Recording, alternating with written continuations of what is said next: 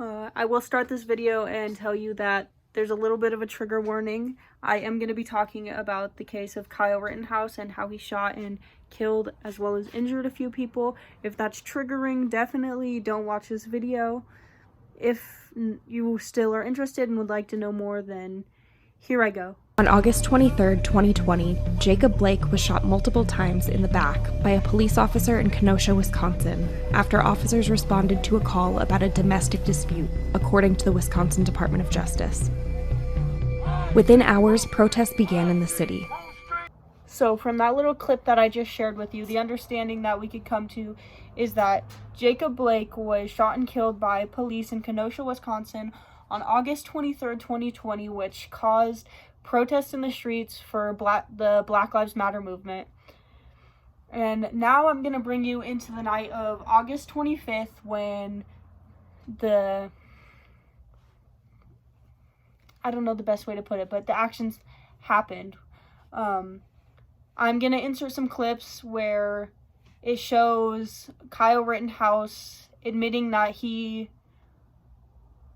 had intention to harm and possibly kill people before he went out and did exactly that. Night of August 25th, 2020. Protesters and groups of armed men who said they were there to protect businesses gathered in Kenosha.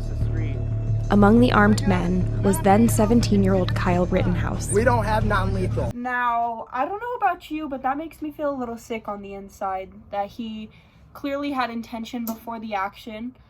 My question next is, why was law enforcement not assigned to protect the local businesses?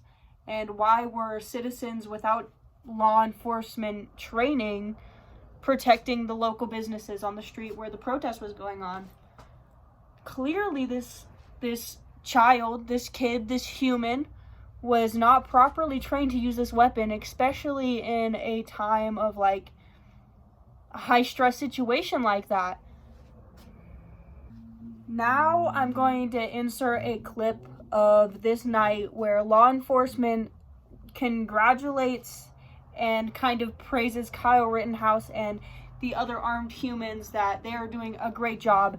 Keep in mind, I would just like to make the observation that they're in a SWAT vehicle, so they definitely have weapons to fight like retaliation, and they definitely have like all the tools and the power themselves, law enforcement, to de-escalate the situation if need be. Back at the car shop at 59th and Sheridan, the same young man who appears to be Kyle Rittenhouse can be seen asking law enforcement for water. And the officers can be heard speaking to the group. We appreciate you guys, we really do. I am just going to repeat again. I don't understand why this group of people took it among themselves to protect local businesses, and why law enforcement didn't do that when they clearly have the power and the tools to do that, and why they didn't take that into consideration in the trial, especially since lives were lost, people got hurt, this affected families, this traumatized people.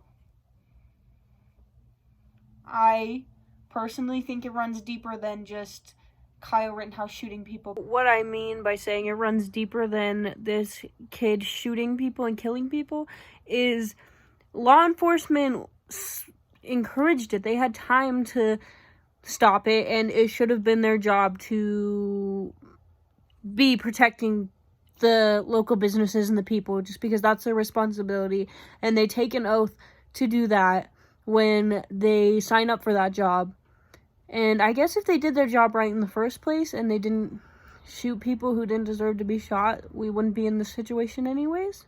We wouldn't even have to worry about this. That might be too real for you. If you're not ready to hear it, you're not ready to hear it. Either way, I'm sorry. I'm just telling you how it is. And I guess, honestly, a different opinion. Little bonus things are Kyle Rittenhouse throughout the whole trial seemed very emotionless and to have very little remorse, which on a psychological level leads me to believe that some mass shooters or people who know they will get publicity for committing violent acts. Do it for that reason. If you want to see that, definitely watch through the trials, research it yourself. I would like to put this one last clip in just to send this video off and end it fully, of him seeming like he's kind of proud of it, and like in some ways it may be for attention. He seems very, very kind of proud. One young man in a green t-shirt and backwards baseball cap says, anyways, I hope that all made sense and shed a new light and a new perspective on it for some people. Maybe if you have questions, definitely let me know. I'm down to answer them. I'm down to talk about it. I'm down to hear different opinions. So thank you. I hope that literally this was at least slightly educational.